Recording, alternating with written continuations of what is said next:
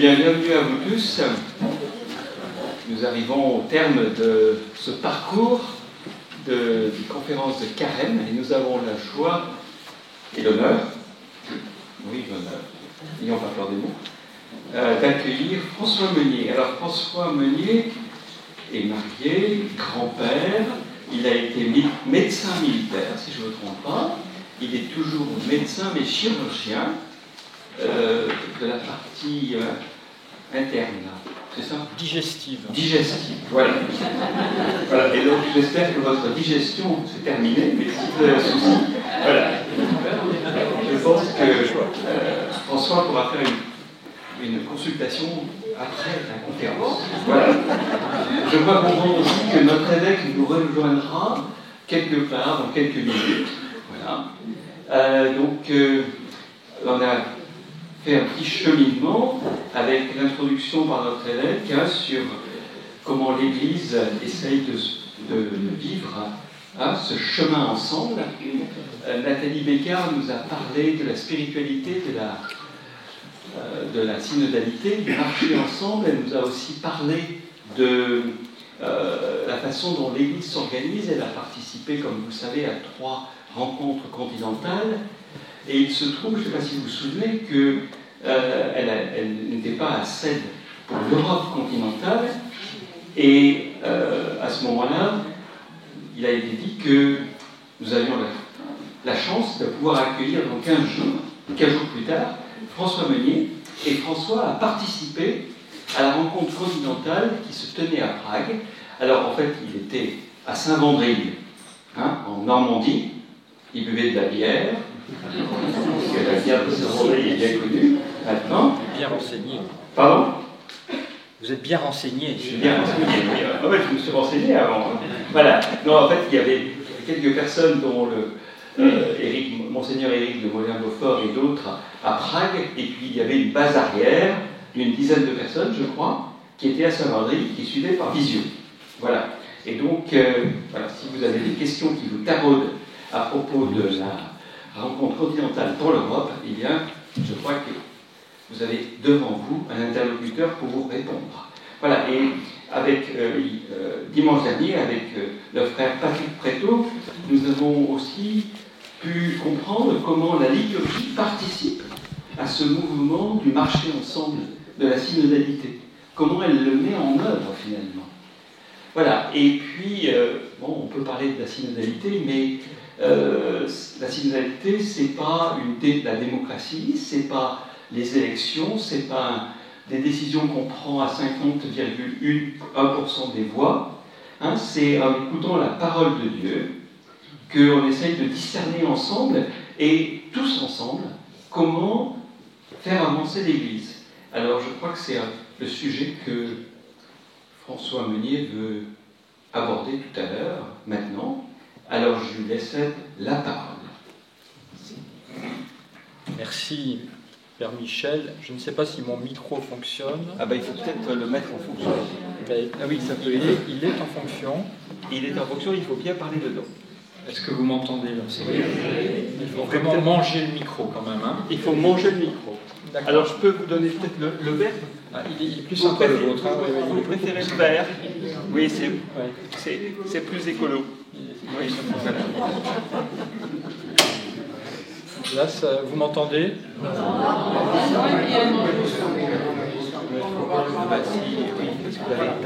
Là, ça doit être bon. Là, c'est mieux. Et là, si je m'écarte un petit peu, on peut encore se comprendre. Mon sujet va être la conversation. Donc, vous voyez que si vous ne me comprenez pas, le sujet va tomber peut-être un peu à plat. Merci d'abord de votre accueil. Je suis impressionné de voir que le synode, d'une part, et la synodalité est au cœur de vos préoccupations, de votre enthousiasme.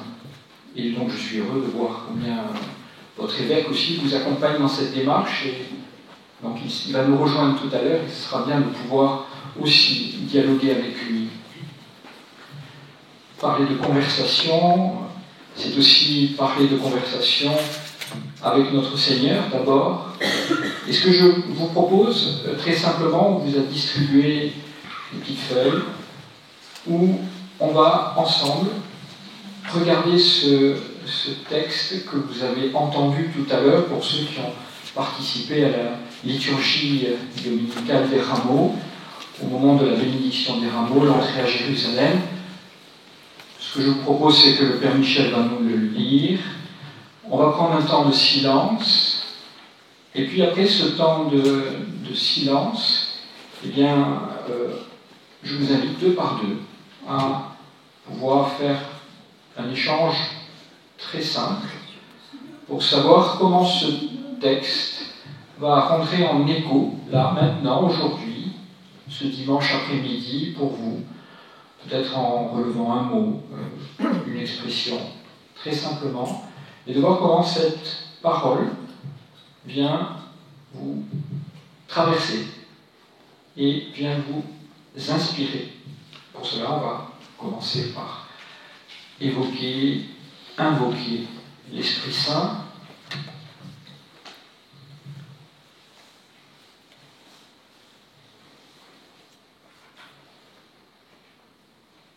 Envoie sur nous ton Esprit, Seigneur,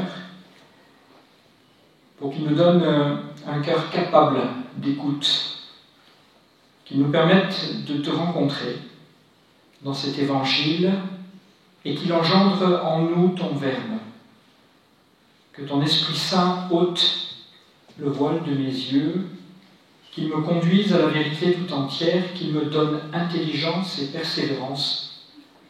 Nous te le demandons par Jésus-Christ notre Seigneur, qu'il soit béni pour les siècles des siècles. Amen. Jésus et ses disciples, approchant de Jérusalem, arrivèrent en vue de Bethphagée, sur les pentes du mont des Oliviers. Alors Jésus envoya 2 disciples en leur disant : « Allez au village qui est en face de vous. Vous trouverez aussitôt une ânesse attachée et son petit avec elle. Détachez-les et amenez-les-moi. Et si on vous dit quelque chose, vous répondrez : le Seigneur en a besoin. Et aussitôt, on les laissera partir. Cela est arrivé pour que soit accomplie la parole prononcée par le prophète. Dites à la fille de Sion : voici ton roi qui vient vers toi, plein de douceur, monté sur une ânesse et sur un petit âne, le petit d'une bête de somme. Les disciples partirent et firent ce que Jésus leur avait ordonné. Ils amenèrent l'ânesse et son petit, disposèrent sur eux leurs manteaux, et Jésus s'assit dessus. Dans la foule, la plupart étendirent leurs manteaux sur le chemin. D'autres coupaient des branches aux arbres et en jonchaient la route. Les foules qui marchaient devant Jésus et celles qui suivaient criaient : « Hosanna au fils de David ! Béni soit celui qui vient au nom du Seigneur ! Hosanna au plus haut des cieux !» Comme Jésus entrait à Jérusalem, toute la ville fut en proie à l'agitation et disait : « Qui est cet homme ?» Et les foules répondaient : « C'est le prophète Jésus de Nazareth en Galilée. » Voilà, je vous invite à prendre un temps de silence pour recevoir ce texte. Nous allons écouter les frères et sœurs de notre assemblée qui vont nous donner écho de ce qu'ils ont pu recevoir en favorisant donc le jeu dans l'expression.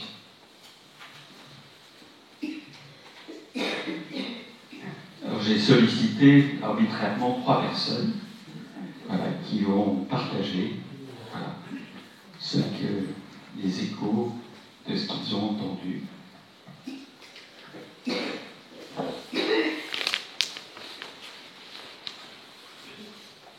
Et j'ai reçu l'écho suivant de la part de mon voisin qui me fait remarquer que le Seigneur a besoin. Le Seigneur en a besoin. Et il a besoin d'une ânesse et de son petit. Et il paraît que c'est donc Céline Martin qui écrivait à une autre religieuse et qui lui disait « Le Seigneur a besoin d'un petit âne, un petit anon, et donc peut-être que s'il a besoin d'un petit anon, il a aussi besoin de moi. » J'ai trouvé ça très, très profond. Merci.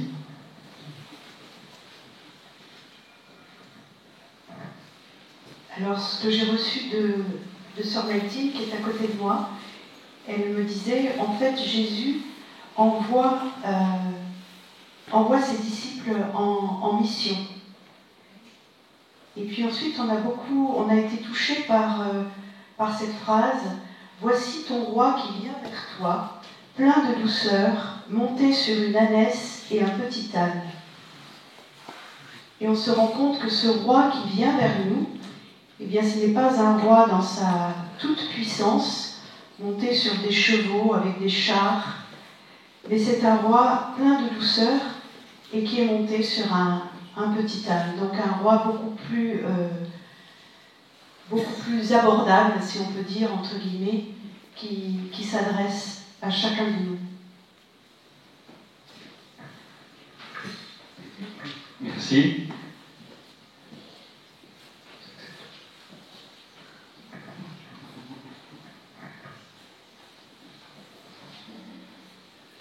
Alors, j'ai reçu de mon voisin, que vous devez connaître. Cette évocation qui m'a été racontée par un évêque, qui, lorsqu'il a accepté sa charge d'évêque, a dit que Jésus était monté sur un âne, alors pourquoi pas lui? Voilà. Je ne sais pas si on peut transmettre. Merci.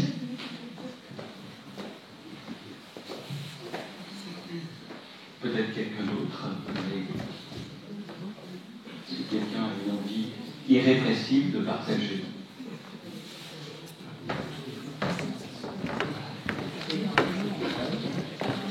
Pour ma part, j'ai été touché aujourd'hui par le fait que le Seigneur inscrive l'annonce de son salut dans un dialogue. Un dialogue qui peut nous paraître pas forcément simple, mais qui fait écho aussi à toute une mémoire de l'Écriture, toute une mémoire de la Bible. Et là, pour nous, le salut se fait dialogue. Et Hosanna, ça veut dire délivre, de grâce. Hosanna, en hébreu. Merci. Donc c'est un cri d'appel à la délivrance. Exactement. C'est un appel au salut de Dieu. Hier soir, le prêtre a dit que ça voulait dire « sauve-moi ». Sauve-moi, le salut est donné.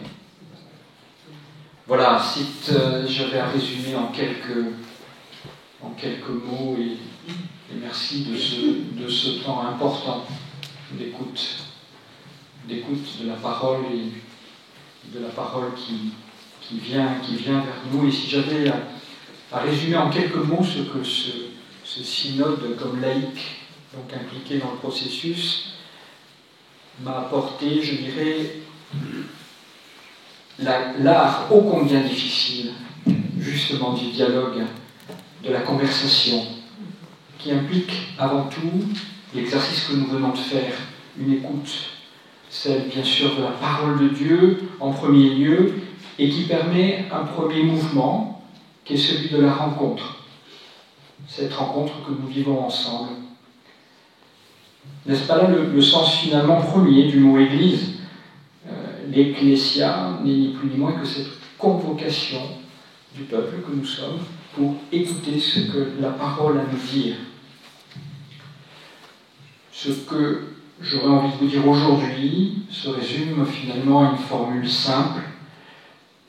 Il nous semble aujourd'hui qu'il y a urgence à un véritable apprentissage de la conversation, de l'art de la conversation. Alors pour commencer, je vais faire un espèce de monologue Donc là, je ne vais peut-être pas être tout à fait dans la conversation, mais c'est le Père Michel qui me l'a imposé, donc je vais respecter son choix. Je ne sais pas ce que évoque pour vous ce mot de conversation pour votre vie chrétienne, votre vie spirituelle, votre vie tout court. Posons que la conversation est quand même le fondement, au fondement de notre vie spirituelle, de notre vie. Lors de sa conférence introductive, votre évêque a très justement insisté sur le fait que ce synode en cours était une étape de plus, je ne trahis pas votre parole, Seigneur, une étape de plus, sans doute décisive, un seuil de plus franchi dans la réception toujours en cours du Concile Vatican II. Le cap a été donné d'emblée à vos conférences, selon la formule d'un théologien australien qui s'appelle Osman Rutsch. La synodalité, il dit, c'est un concentré de Vatican II. En 1964, une très belle année 1964, au cœur des travaux du Concile, Paul VI publie sa première encyclique, nous offrant une méditation personnelle sur l'Église. Son titre, Ecclesiam Suam. Dans ce texte, certes indépendant des constitutions conciliaires, le pape a transmis une intuition acérée, une fulgurance inspirée qu'il a ressaisie dans une formule devenue célèbre pour l'orientation même du Concile, mais aussi pour les temps qui sont nôtres. L'Église se fait parole, l'Église se fait message, l'Église se fait conversation. Précisant sa pensée, le pape invite à comprendre que l'enjeu du dialogue, dialogos, dans et par la relation au sein de l'Église et avec le monde, n'est ni plus ni moins qu'une affaire de salut. Je le cite, « L'origine du dialogue se trouve dans l'intention même de Dieu. L'histoire du salut raconte précisément ce dialogue long et divers qui part de Dieu et noue avec l'homme une conversation variée et étonnante. C'est dans cette conversation du Christ avec les hommes que Dieu laisse comprendre quelque chose de lui-même. » Près de 60 années plus tard, le synode en cours sur la synodalité, voulu par le pape François, prend cette formule inscrite dans la chair même de l'Évangile, pour ainsi dire au pied de la lettre. Depuis octobre 2021, l'Église se fait conversation, se fait dialogue concrètement, en élargissant même le cercle habituel de la conversation du synode, jusque-là réduit au seul collège des évêques, pour l'ouvrir à la participation non pas de certains baptisés, comme on a pu l'avoir pour le synode de la famille, le synode des jeunes, mais de tous les baptisés.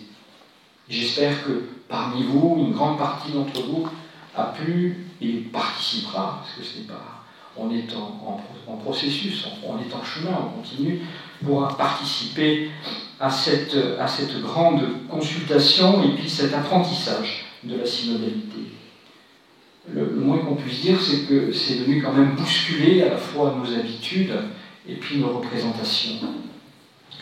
Il s'agit de faire conversation à l'écoute de ce que l'Esprit a à dire aux églises, se faire conversation dans une écoute renouvelée ensemble de la parole de Dieu, une écoute qui suscite une réponse de chacun, comme nous l'avons fait tout à l'heure, qui ouvre à l'hospitalité de la parole de l'autre et, in fine, au discernement, ce qu'on appelle le discernement des signes des temps, on y reviendra. Là, on est au cœur de ce que l'on a à dire sur le synode. Ainsi, l'Assemblée ecclésiale continentale de Prague, qui a réuni évêques, prêtres, diacres, laïcs, religieux et religieuses, notez que c'est un fait unique dans cette ampleur dans l'histoire de l'Église catholique en Europe, a pu déployer une rencontre marquée du sceau de la conversation, au-delà des paroles qui ont pu être échangées. C'est pour le témoignage de cette conversation rendue possible dans une Europe tant divisée que nous pouvons rendre grâce. Oui, il y a quelque chose peut-être même d'irréversible dans cet événement, qui n'est pourtant qu'une simple étape dans le processus, nous sommes au début de la Semaine Sainte, je pense que la conversation doit être comprise comme un chemin pascal. Nous l'avons dit, au cœur de cette conversation, il y a écoute première de la parole de Dieu. Pour le dire simplement, c'est la parole avec un grand P, la parole de Dieu, qui donne la parole à chacun, la sollicite même. Pour cela, on peut convoquer un geste qui a été posé lors de l'Assemblée de Prague, à savoir l'intronisation solennelle du livre de l'Évangéliaire, de la Bible, au cœur de l'Assemblée, tel que ça a été fait dans d'autres grandes assemblées, des conciles, des fêtes, le Vatican I, le Concile Vatican II, où effectivement a été intronisé au cœur de l'Assemblée le livre. Alors, à partir de là, les questions qui se posent à nous, comment allons-nous accueillir cette parole? Comment allons-nous, que nous avons reçu dans et par la liturgie, comment nous allons l'écouter? Je propose 3 étapes à mon propos. D'abord, ne soyons pas naïvement iréniques, et vous en faites certainement l'expérience dans votre église locale. Le synode suscite des tensions dans la vie de nos communautés et donc des résistances à l'écoute commune de la parole de Dieu. Et ces résistances, il est important de les voir en face. La deuxième étape de mon propos sera de regarder ce qui a été notre expérience, votre expérience, dans les petits groupes, qui est les cellules de base de la vie synodale, de l'écoute de la parole de Dieu, ce que l'on a nommé la conversation spirituelle. Enfin, nous essaierons d'esquisser quelques pistes de cette expérience spirituelle, peut-être pour voir comment ça peut éclairer au-delà du processus synodal en cours, le futur de la vie de nos églises et de notre Église. Comme le frère Patrick Prétot, ici même, nous le rappelait la semaine dernière, marcher ensemble, comme il dit très bien, c'est difficile. Durant toute la durée de l'Assemblée de Prague, ce qui m'a frappé, c'est que le mot « tension » a été sans doute un des mots les plus entendus, presque comme une sorte de leitmotiv pour les musiciens de basse continue. Le contexte sans doute sociétal dans lequel nous vivons, en proie à de nombreux chocs, nous ne sommes même plus dans des crises, mais dans des chocs, c'est-à-dire que peut-être que dans la crise on peut revenir à un état antérieur. Là, ne l'imaginons pas, ce sont des chocs, donc il y a des choses qui ne reviendront pas comme elles étaient. Chocs, vous les connaissez, chocs écologiques qui produisent une éco-anxiété sans précédent, chocs anthropologiques, numériques, économiques, énergétiques. Nous avons changé d'ordre du monde avec une guerre en Europe. Enfin, vous connaissez cette liste. Et l'Église, ce que nous sommes bien sûr totalement, heureusement, perméables à tout cela. Un historien américain, John O'Malley, que certains peut-être connaissent, connu entre autres pour des travaux sur les conciles, affirme qu'il y a un lien entre réforme et résistance. L'histoire de la réforme dans l'Église, dit-il, peut néanmoins nous fournir une règle d'appréciation. Elle montre que, notez ça, plus une réforme suscite de résistance, plus elle est importante. Observons que pour certains, le synode est déjà perçu comme une sensibilité parmi d'autres, un truc attaché à la personne même du pape François dans un temps de pluralité radicale revendiquée. Alors, est-ce que cela veut dire que les résistances au synode ne doivent pas nous inquiéter? Ce qui est sûr, c'est que ces résistances appartiennent même au processus synodal, et ça ne doit pas nous inquiéter. Elles relèvent aussi, à travers ces tensions, des tensions déjà présentes dans la vie de nos églises, en donnant un éclairage. Nous parlions de chemin pascal. On sait que sans doute que le chemin que nous menons ce chemin de synodalité passera aussi par la croix. Alors, parmi ces tensions, il y en a beaucoup. J'aimerais vous en citer 3 qui sont plus pratiques, celles que l'on peut côtoyer concrètement, que vous avez peut-être côtoyé déjà.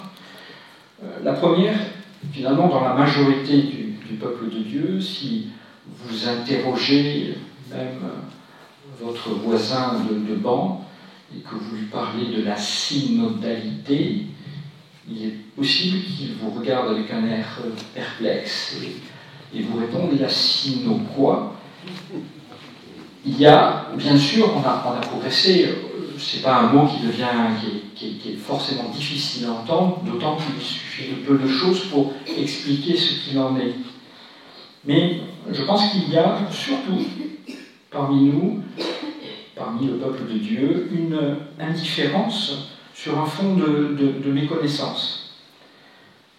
Je pense aussi particulièrement aux jeunes qui ont participé, pas de façon massive, c'est clair, mais qui ont participé aussi, mais qui ont pu être peut-être encouragés par certains médias ou des courants d'influence à penser que la synodalité était une préoccupation générationnelle, vous savez, de la génération qui est en plein boom.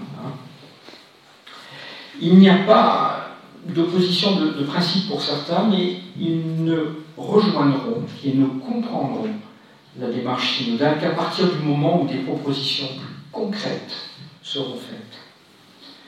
Pour les déjà convaincus et désireux de résultats, cela va demander aussi du temps, de sortir de nos propres impatiences réformatrices, de nos enthousiasmes parfois un peu émotionnels, et surtout de reconnaître que nous avons, et je serai peut-être le premier à vous servir cela, des efforts à fournir pour sortir de cette novlangue assez abscon des synodologues, qui souvent donnent des expressions qui n'inspirent pas forcément à pouvoir se mettre en chemin.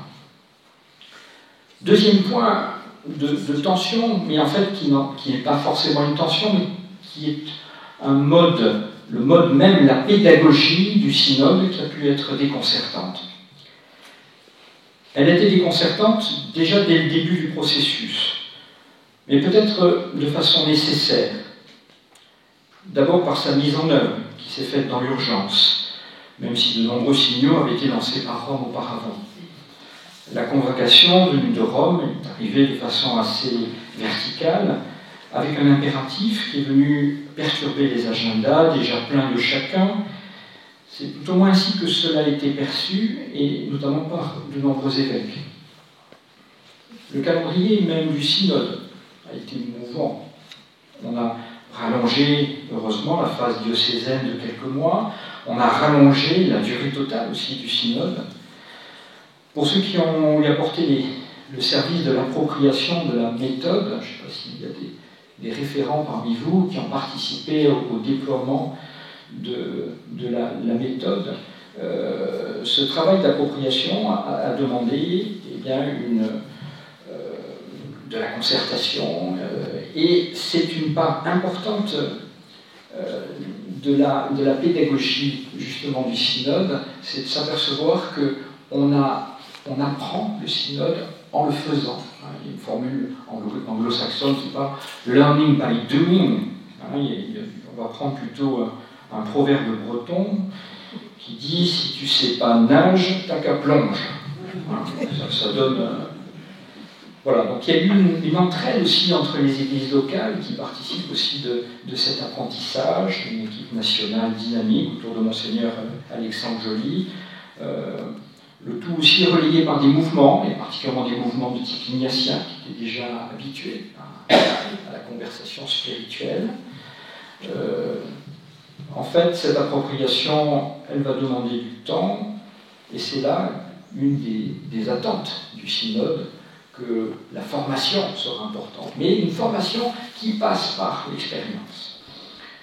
Troisième point sur les tensions que je voulais vous donner, c'était peut-être que aussi le moment où on est rentré dans cette démarche, correspond à un contexte de pandémie, vous vous souvenez, et aussi de réception difficile du rapport de la SIAZ, les controverses autour du caractère systémique de ces abus, la dénonciation déjà présente depuis quelque temps du cléricalisme, a plongé de nombreux laïcs, mais aussi beaucoup de prêtres, dans une profonde perplexité.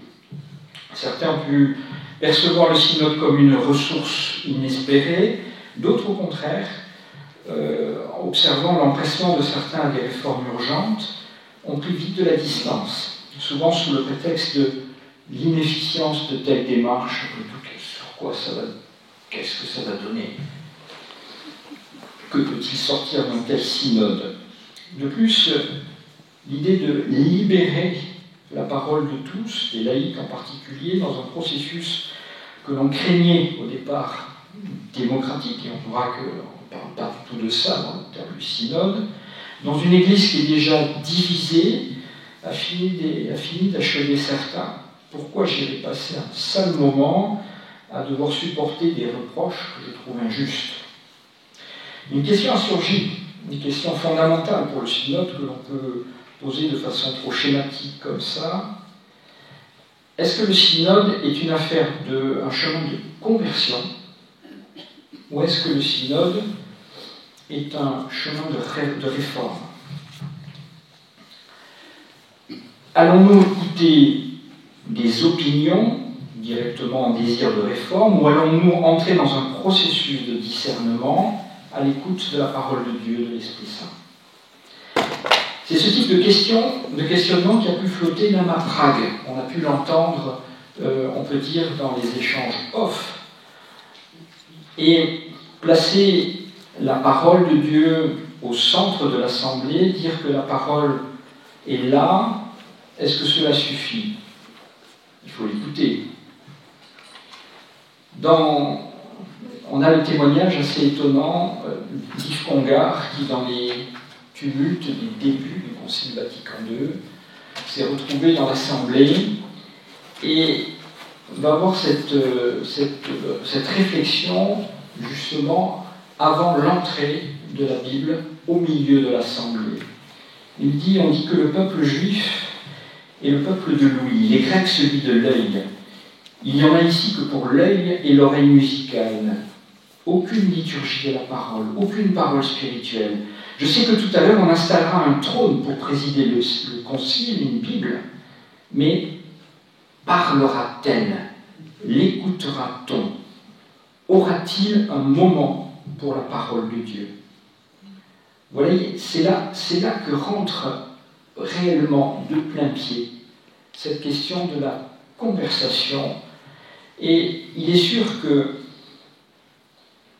il est important pour comprendre la suite des événements que réforme institutionnelle et renouveau spirituel ne s'opposent pas.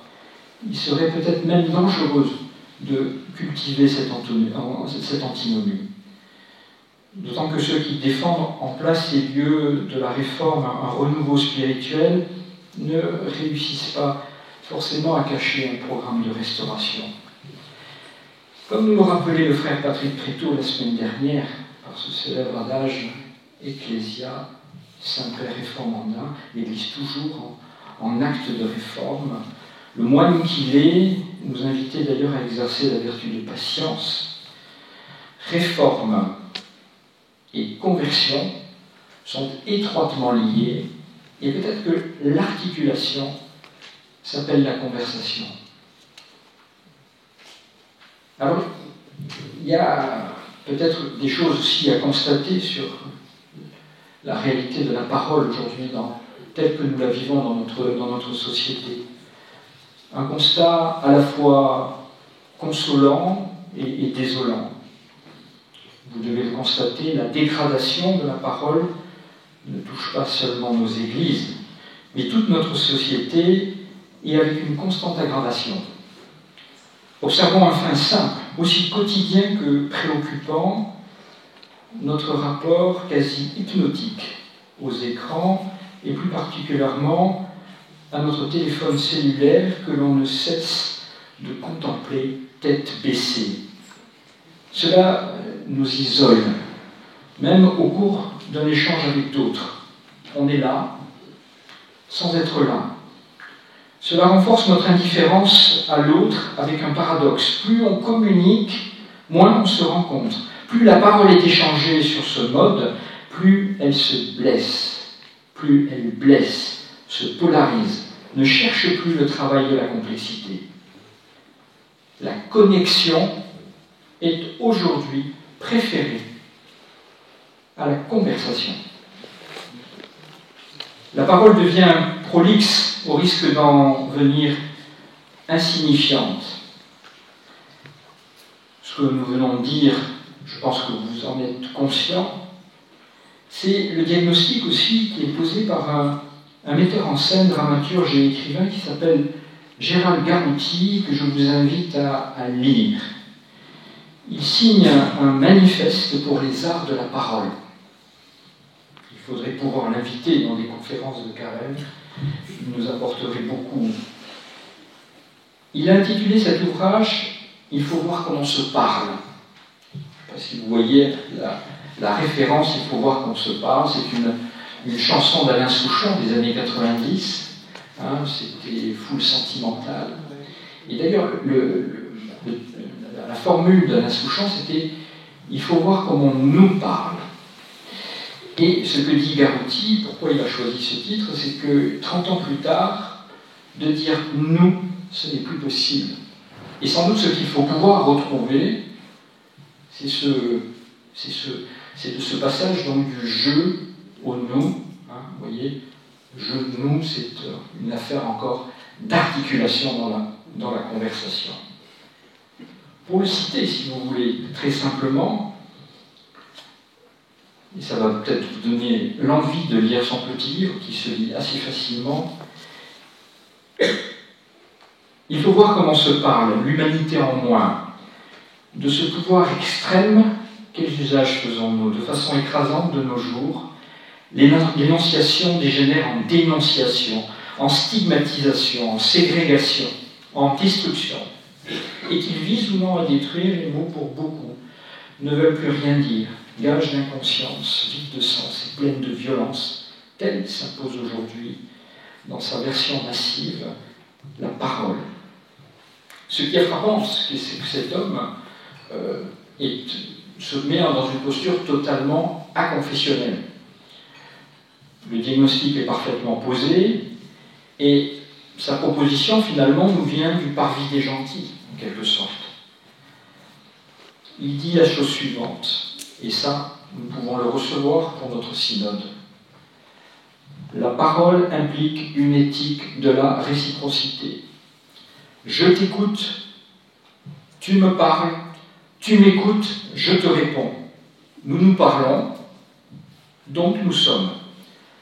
Avec la volonté d'un équilibre dans l'échange, pour un rééquilibrage de la relation.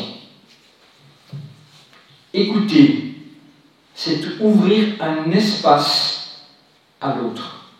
Écouter, c'est ouvrir un espace à l'autre. Lui laisser la liberté d'être et de dire, et même lui offrir un champ de liberté nouveau. L'interaction. Lui conférer une pleine reconnaissance. Lui donner une existence en moi, en tant qu'autre moi. Le prendre en compte au lieu de compter pour rien. Vous voyez, ça c'est, je trouve, très impressionnant de voir que cet homme pose un diagnostic, on va dire, du parvis des gentils. Là, ce qu'il est en train de nous dire, il nous parle de la conversation et peut-être même de la conversation spirituelle. Et il renvoie notre responsabilité d'Église de pouvoir témoigner de cela dans ce contexte d'une parole qui s'est détériorée. Pour entrer en conversation, il faut avoir appris à écouter. C'est sans doute ce qui la distingue de la discussion et du débat. Cela demande, il s'agit là non nul désir de convaincre, mais plutôt celui de chercher ensemble une quête de sens. Cela demande un terrain de confiance qui peut être aussi au cœur de la conversation elle-même. Cela demande, autre mot important, un discernement. Nous y reviendrons. Alors mon deuxième point parlait de l'expérience finalement que vous avez vécue peut-être dans ces petits groupes à l'écoute de la parole de Dieu. De façon inédite, dans cette ampleur, le synode nous a appris à donner la possibilité, les conditions à chaque baptisé de se rencontrer pour prier, écouter, s'écouter, parler, discerner. Pour cela, la bonne mesure, et vous l'avez constaté, c'était peut-être pas ce que nous avons pu réaliser tout à l'heure, mais on aurait pu se regrouper en petits groupes, mais déjà, le fait de pouvoir parler 2 à 2 dit cela. On a besoin d'une bonne mesure qui est le petit groupe. Petit groupe, cela va de 6, 10 personnes, ça commence à être important. Et c'est ce qui représente en fait la reproduction d'une famille humaine. Et il est important aussi qu'une réponse, un écho puisse être donné par la voix de tous ceux qui le désirent. Encore une fois, c'est la parole avec un grand P qui va susciter la parole. La rencontre de ce petit groupe, vous savez qu'un synode, ça se célèbre, hein, c'est bien ce que nous a rappelé le frère Patrick la semaine dernière, et je pense que ce que nous vivons dans un petit groupe, il faut qu'il se célèbre aussi.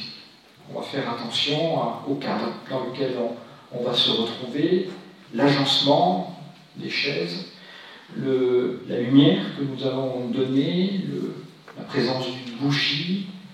On est là pour se mettre, en fait, nous nous tenons devant toi, Esprit Saint. Vous savez, c'est cette prière de l'Atsumous que vous avez priée avec la sœur Nathalie Bécard, et qui est cette invocation à l'Esprit Saint. Là, comme nous l'avons fait tout à l'heure, nous pourrons écouter, invoquer l'Esprit Saint, lire une fois, plusieurs fois, le texte choisi ou reçu simplement, comme nous l'avons fait tout à l'heure, par la liturgie eucharistique du jour. Il ne faut pas hésiter à introduire des plages de silence dans ce moment-là. Là, la place du guide, la place de l'animateur, la place du passeur est décisive. Son rôle, son service, est de rappeler d'une part la méthode. Alors le mot méthode est intéressant, il faut le prendre au sens étymologique du terme, parce qu'il nous ramène au synode méta-odé, syn-odé, c'est une affaire de chemin. La méthode, il faut le penser comme une manière de faire, c'est pas simplement une technique, c'est une manière de faire sur le chemin. Donc vous voyez qu'il y a une paronymie entre ces deux mots qui est intéressante. Donc on a été sur ce passeur, il a une place très importante. Il va permettre au groupe de fonctionner.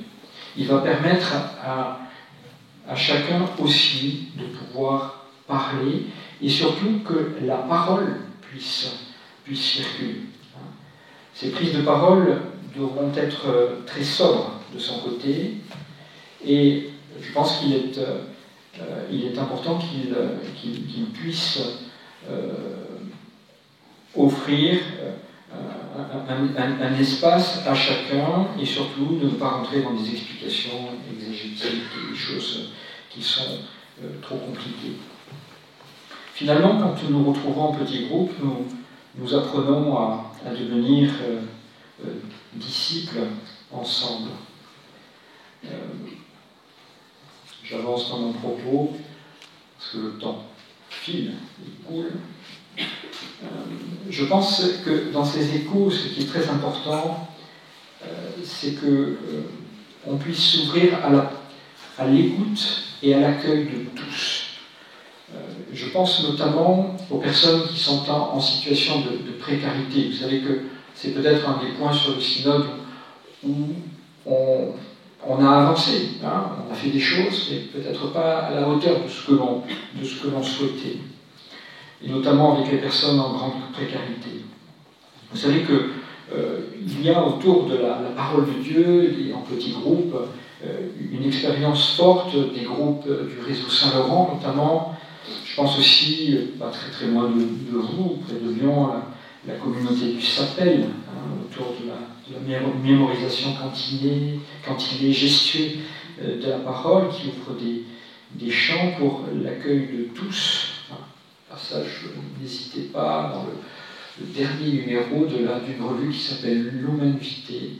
Vous avez un très beau dossier sur toutes ces questions, notamment pour fêter Diaconia 2013. Vous savez, vous fêtez les 10 ans de Diaconia 2013. Et donc là, on voit que l'écoute active donnée à chaque baptisé est peut-être une autre façon de parler justement de ce que l'on appelle la participation active. Vous savez, on a peine, on a du mal à la faire rentrer dans le cœur du peuple de Dieu, mais il y a à travers l'écoute active quelque chose qui dit cela.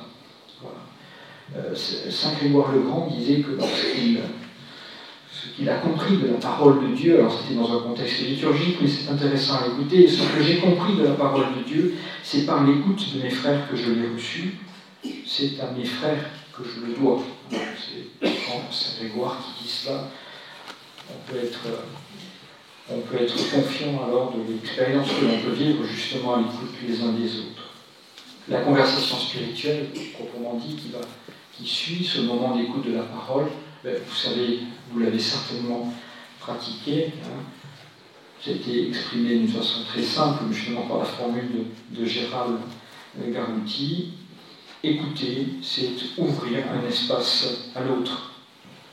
Il y a les 3 temps qui sont importants à bien respecter. Ce premier temps où chacun va pouvoir s'exprimer, on ne l'interrompt pas, on ne le questionne pas, on ne rentre pas en débat, on écoute. Le deuxième temps, c'est sans doute celui-là qui est décisif. C'est-à-dire que la parole qui a été entendue, eh bien, je vais la valoriser. Je vais la recevoir pour lui laisser un espace en moi. Même si cette parole me heurte, même si cette parole, je ne la comprends pas. Et je vais essayer de sauver cette parole.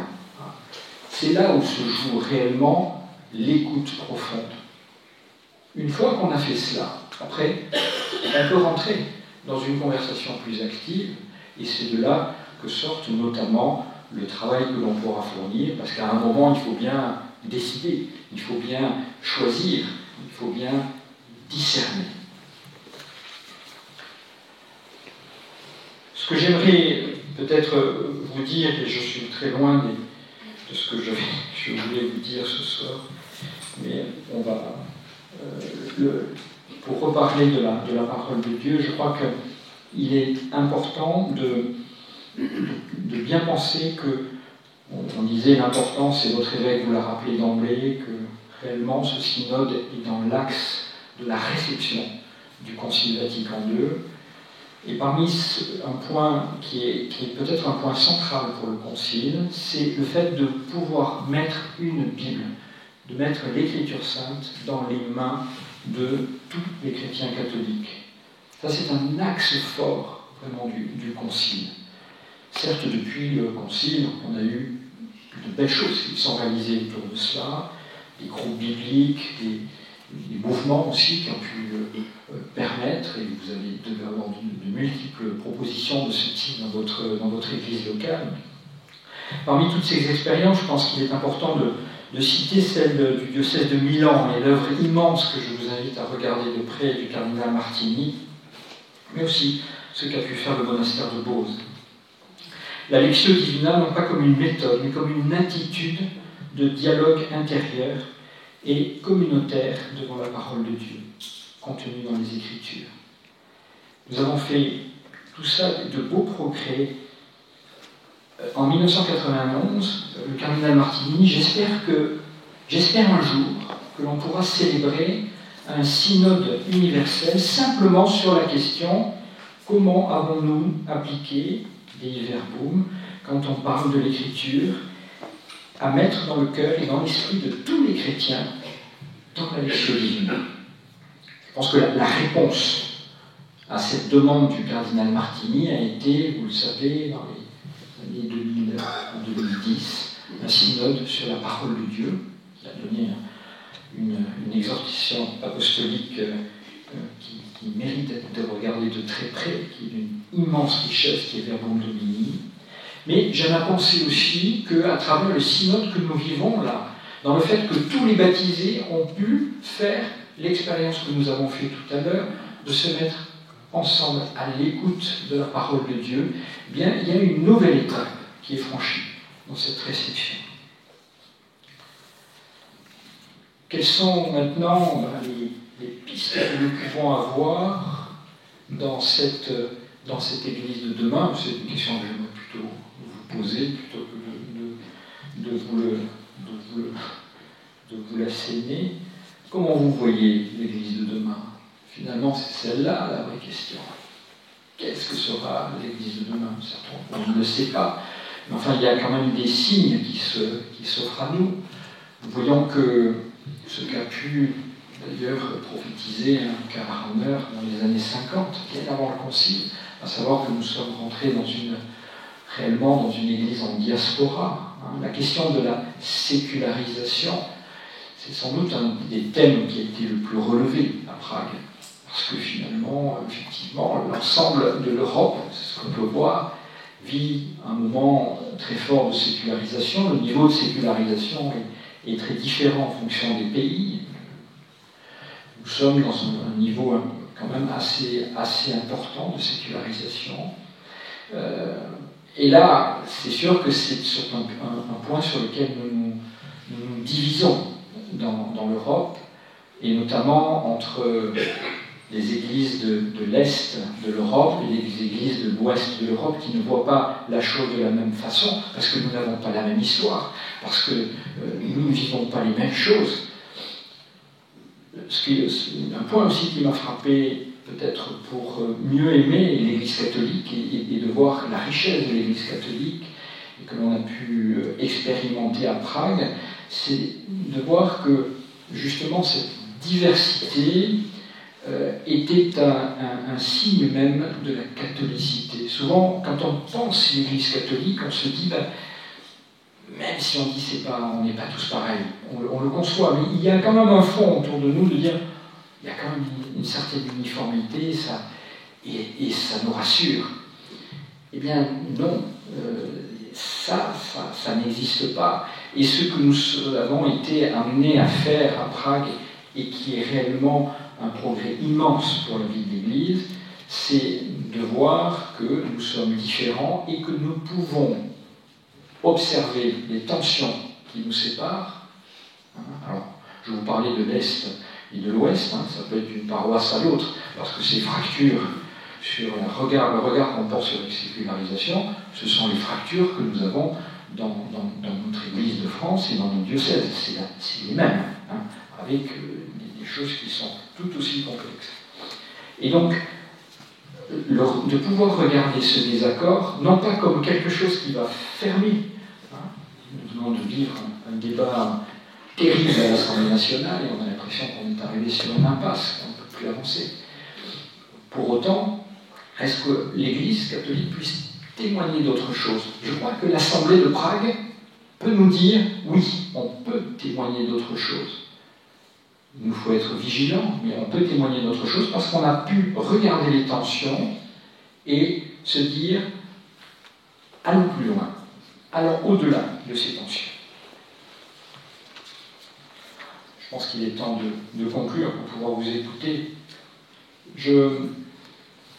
Finalement, qu'allons-nous et qu'avons-nous mis en place dans nos diocèses pour poursuivre l'apprentissage d'une synodalité pratique qui rejoint notre vie quotidienne et de celle de nos communautés? Ça, c'est une vraie question. On ne va pas attendre 2023-2024, la fin du synode, pour commencer à mettre des choses en place. C'est dès maintenant. Je suis sûr que déjà, vous êtes dans cette dynamique. Comment allons-nous, concrètement, et nous venons d'en parler, vivre le désaccord dans nos églises fragmentées, nos communautés divisées? Comment nous allons gérer cela?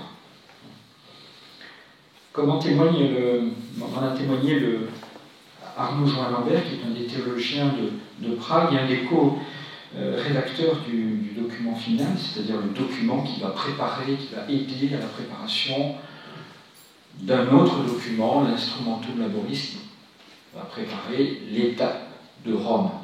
Et c'est beaucoup de documents, ça circule, ça revient. Là, je repars dans le jargon abscon des synodologues, mais c'est ça qui est très beau, c'est-à-dire que la parole n'est pas saisie, elle est portée largement. Petit détail qui n'en est pas un, c'est que lorsqu'on est rentré dans l'Assemblée de Prague, il n'y avait aucun texte écrit au préalable. Ce qui n'était pas le cas de toutes les assemblées continentales. Mais là, la page était vierge. Et le travail qui a été fait par ceux qui vont nous donner ce texte qui va être publié la semaine prochaine, encore définition linguistique à poser, eh bien, ce texte-là est la résonance in extenso de tout ce qui a pu être dit. Et que malgré les tensions dont je vous ai parlé, malgré les visions qui sont vraiment parfois à 180 degrés les uns des autres, tout le monde a pu dire, ce texte-là, on est d'accord, c'est ça qui s'est passé, c'est ce que l'on a pu dire. Donc vous voyez, c'est une étape importante qui est posée là. Comment allons-nous annoncer l'Évangile demain dans ce monde en profonde mutation? Nous voyons que les mots de conversion et de conversation sonnent ensemble, s'entremêlent, ou comme deux silex qui se frottent peuvent produire une étincelle, certes fragile, mais nous allons le vivre dans quelques jours, pouvant embraser le feu de la Pâque. L'art de la conversation n'est-il pas aussi de créer des instants heureux? Dans les temps qui sont nôtres, ce serait dommage de s'en priver. La transmission, et c'est un point essentiel pour nous, pour l'annonce de l'Évangile, la transmission passe par la conversation. Et transmettre, c'est apprendre à interpréter ensemble la parole de Dieu. Vivre, c'est interpréter. Pour le dire autrement, la transmission d'une vie intérieure, d'une vie spirituelle, d'une écoute profonde, passe par une conversation qui donne accès ultimement au colloque entre Dieu et l'homme, dans la solitude et dans la liturgie. Oui, le salut est dialogue. Dialogos.